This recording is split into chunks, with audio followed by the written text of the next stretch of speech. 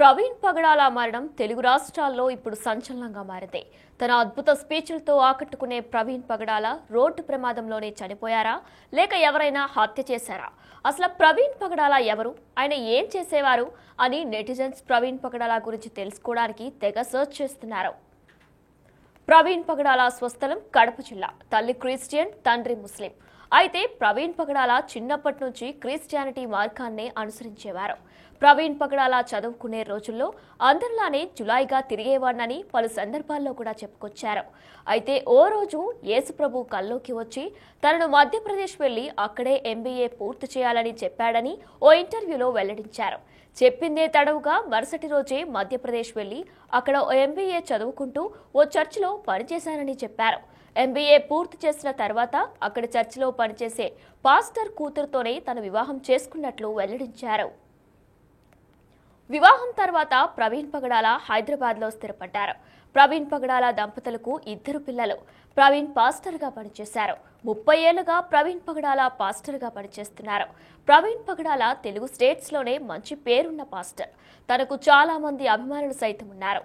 Telugu, Hindi, English భాషల్లో స్పీచ్లు ఇచ్చేవారు. తన స్పీచ్లకు మంత్రముగ్ధులయ్యేవారు. యాక్చువల్లీ ప్రవీణ్ పగడాల గారు well known person in Christianity. ఆయన ఒక డిబేటర్, ఆయన చాలా మందికి ఆయన సుపరిచితం. సో ఆయన చేసినటువంటి బోధలు కానివ్వండి, ఆయన చేసినటువంటి డిబేట్స్ కానివ్వండి, ఆయన రాసినటువంటి పుస్తకాలు కానివ్వండి, ప్రసంగాలు కానివ్వండి, క్రైస్తవ లోకానికి అంతటికీ సుపరిచితమైనవి. ఈరోజు ఉదయం ఏ టైంలో జరిగిందో మాకు తెలీదు. దివాన్ చెరువు హైవేలో 4th బ్రిడ్జ్ దగ్గర ఆయన రోడ్డు పక్కన అనుమానాస్పద స్థితిలో మృతి చెంది ఉన్నారు ఒక బైక్ మీద. ఆ బైక్ కూడా ఆయిందే. సో రాత్రి నుంచి ఆయనకు సంబంధించినటువంటి ఎవరైతే కన్వీనర్స్ ఇక్కడ ఉన్నారో వాళ్ళు ఎన్నిసార్లు ఫోన్ ట్రై చేసినా కూడా ఆయన రెస్పాండ్ అవ్వలేదని చెప్తున్నారు. సో అలాగే పోలీసు వారు కూడా ఇందాక మేము అడిగినప్పుడు అది యాక్సిడెంట్ కాదు అని చెప్పినప్పుడు నేను నేరుగా పోలీసులతో మాట్లాడాను. ఆయన యాక్సిడెంట్ కాదని మాకు చెప్పారు. సో డాక్టర్స్ కూడా ఏమన్నారంటే ఇది అనుమానాస్పద మృతిగా ఉంది అని చెప్పారు. ఆయన ముఖం మీద చాలా భయంకరమైన గాయాలు ఉన్నాయి. ఈ పెదాలన్నీ కూడా కట్ అయిపోయి ఉన్నాయి. అదేదో రాడ్తో కొట్టినట్టుగా మాకు అనిపిస్తుంది. సో కాబట్టి ఏం జరిగిందనేది మాకు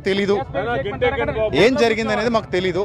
సో ప్రభుత్వం కానివ్వండి, పోలీసు వారు కానివ్వండి, చట్టం కానివ్వండి, సమగ్రమైన విచారణ జరిపి ఆయన మృతి వెనుకున్న కోణాలు మంచిగా సమగ్రంగా దర్యాప్తు చేసి అసలు ఆ మృతి ఎలా జరిగింది అనేది క్రైస్తవ సమాజానికి తెలియజేయాలని మేమందరం కోరుతున్నాం. సో వాళ్ళ కుటుంబం కూడా హైదరాబాద్లో ఉంటుంది. ఆయన ఇక్కడ వ్యక్తి కాదు యాక్చువల్లీ. సో ఎక్కడికి ఆయన బైక్లో ఎందుకు వచ్చారు? ఆ బైక్ మీద మరి అక్కడ డివైడర్ లేదు, సో ఏమీ లేవు. సో ఎందుకు ఆ దెబ్బల్లా అనిపిస్తున్నాయి అనేది ఆ డెడ్ బాడీ పోస్ట్ మార్టం చేసిన తర్వాత సమగ్ర విచారణ జరిపి మాకు నివేదిక ఇవ్వాలని చెప్పేసి మేము కోరుతున్నాం. అందరికీ జై. ప్రవీణ్ పగడాల గారని నా స్నేహితుడండి. ఆయన అలాగే ఆయన ఒక గొప్ప క్రైస్తవ ప్రచారకుడు కూడా. ఎప్పుడు ఎవరికి హాని చేసిన వ్యక్తి కాదు. ఆయన సడన్గా చనిపోయారు, అది అనుమానాస్పదంగా అని చెప్పి నాకు తెలియడంతో నేను వెంటనే ఇక్కడ రాజమండ్రి గవర్నమెంట్ హాస్పిటల్కి రావడం జరిగింది. నేను ఇక్కడికి వచ్చిన తర్వాత పరిస్థితి చూసి నేను ఇప్పుడు లోకేష్ గారు కలెక్టరల్ కాన్ఫరెన్స్లో ఉన్నారండి. సానా సతీష్ గారి దృష్టికి తీసుకెళ్ళాను. అలాగే ఇక్కడ స్థానిక ఎమ్మెల్యే గారు వాసు గారి దగ్గర కూడా ఈ విషయాన్ని తీసుకెళ్తున్నాను. రాజమండ్రి SP గారి దృష్టికి కూడా తీసుకెళ్తాం. ట్రాన్స్పరెంట్గా ఎంక్వైరీ జరిగి చాలా యాజ్ ఎర్లీ యాజ్ పాసిబుల్ దీనికి కారణం ఏంటనేది ఇది బయటికి తీసుకురావాల్సిన అంశం ఇది. ఎందుకంటే ఇది మత రంగు పులుముకుని చాలా సెన్సిటివ్ ఇష్యూ. ఇది ఇమీడియట్గా ఇది రాష్ట్రాలకు అంటుకునే ప్రమాదం ఉంది. కాబట్టి దీని మీద వెంటనే ప్రభుత్వం నుంచి, పోలీసు నుంచి వెంటనే దీని మీద చర్యలు చేపట్టి దీనికి కారణం ఏంటనేది బయట తీసుకురావాల్సిందే నేను అందరిని రిక్వెస్ట్ చేస్తున్నాను. నేను అలాగే ఇప్పుడు వెళ్ళి ఎమ్మెల్యే గారితో మాట్లాడతాను, SP గారితో కూడా మాట్లాడతాను. ఇప్పుడు ఆ యాక్సిడెంట్ స్పాట్ ఎక్కడైతే యాక్సిడెంట్ అని కొంతమంది అంటున్నారు, ఇన్సిడెంట్ అని కొంతమంది అంటున్నారు. ఇది ఎప్పుడు జరిగిందో కూడా తెలియని పరిస్థితి అంటున్నారు. ఒకసారి అక్కడికి వెళ్ళి ఆ సిచ్యువేషన్ కూడా నేను ఒకసారి పరిశీలించి పోలీసు వారి దృష్టికి కూడా తీసుకెళ్ళి దీని మీద ఇమ్మీడియట్గా దీనికి సంబంధించిన నిజాలు ఏంటో బయటికి వచ్చే విధంగా నేను ప్రయత్నిస్తాను. అలాగే ఇక్కడ ఉన్న పెద్దలు, క్రైస్తవ పెద్దలు చాలామంది ఉన్నారు, వారి ప్రయత్నాలు వారు చేస్తున్నారు. ఏదేమైనా ఒక గొప్ప వ్యక్తిని ఈ రోజున క్రైస్తవ సమాజం కోల్పోయింది. ఎందుకంటే క్రైస్తవ సమాజం కోసం ఎవరితోటి ఏ విధమైన విరోధాలు లేకుండా ఆయన చాలా బాగా పనిచేసిన విధానంగానే ఆయన సొంత డబ్బులు, ఆయన ఒక సాఫ్ట్వేర్ కంపెనీలు ఉన్నాయండి ఆయనకి. ఆయన సొంతంగా సాఫ్ట్వేర్ కంపెనీలు పెట్టుకుని దాని మీద వచ్చే ఆదాయంతో చాలామందికి సహాయం చేసిన వ్యక్తి, చాలామందికి సహాయం చేశాడు. బైబిల్స్ అంటే బైబిల్స్ ఇస్తాడు, చదువుకోకపోతే ఫీజులు కడతాడు, ఎవరికైనా ఏదైనా ఇబ్బంది ఉంది నేను బతకలేకపోతున్నానన్న అంటే వ్యాపారాలు పెట్టించాడు. ఆ ప్రవీణ్ పగడాల గారు ఇలా సడన్గా అయిపోవడం అనేది నిజంగా మా నాన్నగారు చనిపోయారు. నేను మొట్టమొదటి బయటికి రావడం ఇదే విషయం తెలిసిన వెంటనే నేను ఇక్కడికి రావడం జరిగిందండి. దీని మీద మాత్రం ఖచ్చితంగా చివరి వరకు నేను ఖచ్చితంగా అందుబాటులో ఉంటాను. ఆయన వెనక మా సోదరుడు, నా మిత్రుడు వెనక ఆ మృతి వెనుకున్న కారణాలు ఏంటో త్వరగా ప్రభుత్వం ద్వారా దీన్ని బయట పెట్టించే విధంగా నా వంతు ప్రయత్నం నేను చేస్తానని తెలియజేస్తానండి. Thank you so much. Thank you. అదేవిధంగా ప్రవీణ్ పగడాలకు పలు వ్యాపారాలు కూడా ఉన్నాయి. పాస్టర్ ప్రవీణ్ కు సామాజిక సేవలో కూడా ముందుంటారు. ప్రవీణ్ తన పిల్లలతో పాటు మరికొంతమంది పిల్లలను దత్తత తీసుకుని చదివించేవారు. అందులోకి కొందరికి ఇప్పుడు వివాహాలు సైతం చేశారు. అలాగే కొందరు నిరుపేదలకు తన వంతు ఆర్థిక సాయం అందించడంతో పాటు దుకాణాలు సైతం పెట్టించి వారిని ఆర్థికంగా బలపడేలా తన వంతు సహకారం అందించేవారు. ప్రవీణ్ పగడాల మార్చి 25న రోడ్డు ప్రమాదంలో మృతి చెందారు. హైదరాబాద్ నుంచి తూర్పు గోదావరికి బైక్పై వెళ్తూ ఉండగా రాజమండ్రి సమీపంలోని జాతీయ రహదారి గామన్ బ్రిడ్జ్ దగ్గర రోడ్డు ప్రమాదంలో మృతి చెందారు. జాతీయ రహదారి పక్కన 10 అడుగుల లోతులో ప్రవీణ్ మృతదేహం కనిపించింది. ప్రవీణ్ మరణ వార్త ఆయన అభిమానులు తట్టుకోలేకపోతున్నారు. మరోవైపు ప్రవీణ్ పగడాల మృతిపై అనేక అనుమానాలు కలిగిస్తున్నాయి. ప్రవీణ్ పగడాల రోడ్డు ప్రమాదంలోనే మృతి చెందారా లేక ఎవరైనా చంపేశారా అని ఆయన అభిమానులు అనుమానాలను వ్యక్తం చేస్తున్నారు. ప్రవీణ్ పగడాలది సాధారణ మరణమా లేక హత్య తేల్చాలని డిమాండ్ చేస్తున్నారు. ప్రవీణ్ పగడాల మృతి మిస్టరీని ఏపీ ప్రభుత్వం సీరియస్ గా తీసుకుంది. ప్రవీణ్ పగడాలది హత్య లేక సాధారణ మరణమా తేల్చాలని సీఎం చంద్రబాబు పోలీసు ఉన్నతాధికారులను ఆదేశించారు. మేడం మీరు చెప్పండి, అసలు ప్రవీణ్ గారి మరణం గురించి మీరేం స్పందిస్తారు? మరణం గురించి అంటే కేవలం మేడం మత వివక్షతలు ఇక్కడ అంటే క్రైస్తవ్యాన్ని గురించి ఎవరైతే అంటే మత విద్వాంసులు కావచ్చు, వేదాంత పండితులు కావచ్చు. మేడం మీరు చెప్పండి, అసలు ప్రవీణ్ గారి మరణం గురించి మీరేం స్పందిస్తారు? మరణం గురించి అంటే కేవలం మేడం మత వివక్షతలు ఇక్కడ అంటే క్రైస్తవ్యాన్ని గురించి ఎవరైతే అంటే మత విద్వాంసులు కావచ్చు, వేదాంత పండితులు కావచ్చు. మరి క్రైస్తవం అసలు ఎందుకు వచ్చింది, క్రైస్తవంలోకి ఎందుకు వెళ్తున్నారంటే కుల వ్యవస్థ, కులం, మతం అనేది ఏవైతే బ్రాహ్మణ కులాలు అంటే ఆనాడు ఏదైతే అప్పటి కాలంలో కేవలం బ్రాహ్మణులకు మాత్రమే చదువు అనేది అలవరించబడింది అనేది సామెత మనకు తెలిసిన ప్రకారంగా. కానీ బ్రిటిష్ ప్రభుత్వం వీళ్ళు ఇంగ్లీష్ వాళ్ళు ఇక్కడ వచ్చి క్రైస్తవాన్ని చేస్తున్నారంటే మరి ఆ ఇంగ్లీష్ వాళ్ళు లేకపోతే ఇప్పుడు చదువు అనేది ఉండకపోయేది కదా. ఇప్పుడున్న పెద్దవాళ్ళంతా కూడా మంచి మంచి మిషనరీ స్కూల్స్లో వాళ్ళు ఆదరిస్తే చదువుకొని ఇప్పుడు వాళ్ళనే తిరగబడడం ఎంతవరకు కరెక్ట్ సమాజంలో. ఇంకోటి, ఏ క్రైస్తవుడు కూడా హిందూ మీద కానీ ముస్లిం మీద కానీ ఏనాడు కూడా ఎటువంటి వివక్ష చూపించలేదు. ఇప్పుడు మరి అట్లాంటి వివక్షత క్రైస్తవుల మీద ఎందుకు? మేము కూడా మీలో ఒకరిమే కదా, మేము ఎక్కడి నుండో వచ్చి ఎక్కడో పుట్టి ఇక్కడికి రాలేదు.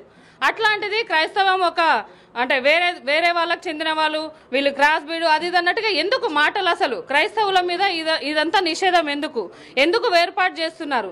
దీని గురించిన గట్టి సమస్య ఏంటంటే ఇప్పుడు ఎవరైతే మాట్లాడుతున్నారో రాధా మనోహర్ గారి గురించే చూసుకుంటే ఆయన ఎన్నో రకాలుగా క్రైస్తవ్యాన్ని అనడం కాకుండా మహిళలను ఎంతో మంది ఎన్నో రకాలుగా, నేను లైవ్ లో ఉన్నానండి ఒక ప్రోగ్రామ్ లో, నా ముందరే మహిళల్ని కించపరిచే విధంగా వీళ్ళు విధవరాల లాగా బొట్టు పెట్టుకోరు పూలు పెట్టుకోరు అన్నలాగా మాట్లాడినారు. నేను అక్కడ రియాక్ట్ అవ్వచ్చు, కానీ అక్కడ నేను ఒక్కదాన్నే ఉన్నాను ఆ ప్రోగ్రామ్ లో, మా వాళ్ళు ఎవరు లేరు. అది భయం కాదు, అక్కడ సామరస్యంగా ఉండి దానికి ఎలాగైనా మాట్లాడాలి. అదేవిధంగా ఇప్పుడున్న సమాజం మరి అతనికి ఏంటి, మరి అతను ఎందుకు మా వాళ్ళు తిరుగుబాటు చేయలేకపోగా మరి ఇప్పుడుంటున్న మత పెద్దలు మత బోధకులు ఎవరైతే పేరుగాంచిన వాళ్ళు ఉన్నారో అది ఇరు ప్రక్కల ఇరు రాష్ట్రాలు, ఆంధ్రప్రదేశ్లో కావచ్చు మన తెలంగాణ రాష్ట్రంలో కావచ్చు, అసలు క్రిస్టియన్స్ బోధకులు ఉన్నంత అంటే బెనిఫిట్లో కావచ్చు, పెద్దలుగా అది డబ్బులో అయినా సరే, పేరులో కావచ్చు, పరపతిలో కావచ్చు, అంటే మెంబర్స్లో కావచ్చు, క్రౌడ్ పీపుల్గా వాళ్ళు ఒక్క మాట చెప్తే లక్షలాది మంది కదులుతారు. మరి అట్లాంటి వాళ్ళకి గవర్నమెంట్లతో అటు గవర్నమెంట్ కావచ్చు ఇటు తెలంగాణ గవర్నమెంట్కి కావచ్చు సత్సంబాలు ఉన్నాయి. మరి వీళ్ళు గవర్నమెంట్ని అదే గవర్నమెంట్ని ఆ సీఎంలను కావచ్చు ప్రభుత్వ మినిస్టర్స్ని కావచ్చు అందులో ఉన్న వీళ్ళు మత బోధకులే కాకుండా మినిస్టర్స్ ఎవరైతే క్రైస్తవ పెద్దలుగా ఎవరైతే పేరుగాంచి ఉన్న వాళ్ళు ఎందుకు నోరు తెరవట్లేదు వీటిపైన? కేవలం ఇప్పుడు పౌర మానవ హక్కుల సంఘం వాళ్ళు, ఇక్కడ ఉన్నటువంటి లీడర్స్గా పిలువబడే పాస్టర్స్ కూడా చాలా మంది ఉన్నారు, అదేవిధంగా మహిళా నాయకులు కూడా ఉన్నారు. వీళ్ళు మాత్రమే పోరాడి ఎంతవరకు పైన వరకు తీసుకెళ్లగలుగుతారు ఈ మ్యాటర్ని? ఇది కేవలం కేంద్ర రాష్ట్ర ప్రభుత్వాలు గట్టి నిర్ణయం తీసుకోవాలి దీనిపైన. మన మత బోధకులు ఎవరైతే పెద్దవాళ్ళుగా పేరుగాంచిన వాళ్ళు ఉన్నారో కేవలం వాళ్ళకు వచ్చే చందాలని బట్టి కాదు, వాళ్ళకు వచ్చే ప్రాఫిట్స్ని బట్టి కాదు, కానీ వాళ్ళు కూడా నోరు తెరిస్తే చాలా బాగుంటుంది.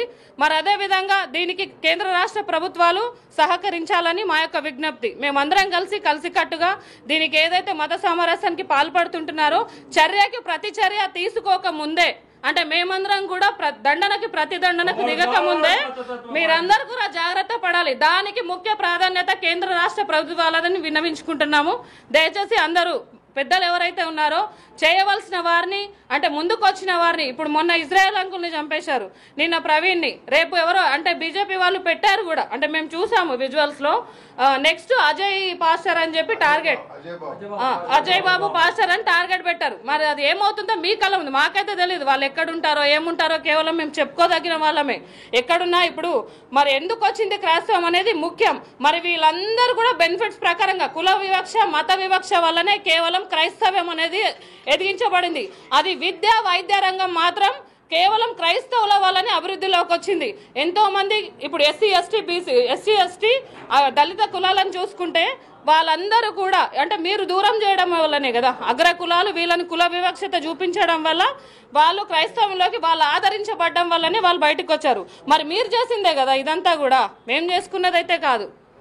అందుకు దీనికి కేంద్ర రాష్ట్ర ప్రభుత్వాలు మరి మా మత బోధకులు పెద్దలు ఎవరైతే ఉన్నారో వాళ్ళందరూ కూడా ముందుకొచ్చి దయచేసి ఖండించాల్సిందిగా కోరుకుంటాం. ఇన్ని రోజులు ఉన్నట్టుగా ఒకవేళ చర్యకి మీరు ప్రతి చర్య తీసుకోకపోతే మా వంతుగా దండనకి ప్రతిదండన గురి కాకూడదని కూడా మేము అంటే ఖబర్దార్గా చెప్తున్నాము. ఎందుకంటే ఇన్ని రోజులు ఉన్నలాగా ఏ రోజులు లేవు. ఈ మీడియా ఏదైతే ఉందో అది మంచి చెడు, చెడును మంచి, మంచిని చెడుగా కూడా చూపించే విధానం ఉండి ఉంటుంది. దానికి మత దేశద్రోహులుగా అంటే వాళ్ళ మతానికి గురి కాకుండా అంటే ఎవరు కూడా బలవంతంగా తేబడరండి. అంత తెలివి తక్కువ వాళ్ళు ఇప్పుడు అసలుకే లేరు. వాళ్ళ రాజకీయ కుట్రలకు గాను, వాళ్ళకి డబ్బుకు గాను, ఇంకా దేనికో గాను ప్రలోభాలకు గురి చేసి ఎవరిని కూడా ఉద్వేగాలకు పాల్పడకుండా సమన్వయం పాటించి దీనికి తగిన చర్య తీసుకోవాలని కోరుకుంటున్నాం. యాక్సిడెంట్ అయితే ఏ విధంగా కొంచెం చిన్న గుంత ఉంది, అది ఆ గుంతలో పడిపోతే చావరు. ఎందుకంటే ఆల్రెడీ 1 month నుంచి పాస్టర్ గారు చెప్తున్నారు నాకు థ్రెడ్ ఉంది అని. ఇక్కడ ఇవన్నీ చెంపలు ఇవన్నీ పగిలిపోయినాయి. పెద్దగా రాడ్తో కొట్టిరని తెలుస్తుంది, మాకు ఈజీగా తెలుస్తుంది. దీనికి అంతా డైవర్ట్ చేసి ఈ విధంగా చేయడం చాలా తప్పు అని ఏపీ గవర్నమెంట్తో మేము సీరియస్గా ఏపీ ప్రభుత్వంతో రిక్వెస్ట్ చేస్తున్నాం. ఈ ప్రాపర్గా ఇన్వెస్ట్ చేయాలి, ఎవరున్నా దానికి చేయాలి. ఆంధ్రప్రదేశ్లో ఒక పంది తిరుగుతుంది రాధా మనోహర్ దాస్ ముఖ్యులో. రాధా మనోహర్ దాస్ ఎటువంటి వ్యక్తి అంటే మా క్రిస్టియన్ మహిళ పైన ఎంతో విధంగా చెడు వ్యాఖ్యలు చేస్తాడు, దేవుని పైన చెడు వ్యాఖ్యలు చేస్తారు. ఖబర్దార్ రాధా మనోహర్ దాస్. ఇప్పటిదాకా సాగింది, ఇప్పుడు సాగదు. లలిత్ కుమార్, కరుణాకర్ సుకున, మీ ముగ్గురికి వార్నింగ్ ఇస్తున్నాము. దయచేసి రెచ్చగొట్టే వ్యాఖ్యలు చేస్తే ఊరుకునే పరిస్థితి లేదు. ఇప్పటిదాకా ఆగింది, ఇప్పుడు జరగదు ఇప్పుడు. Right, thank you.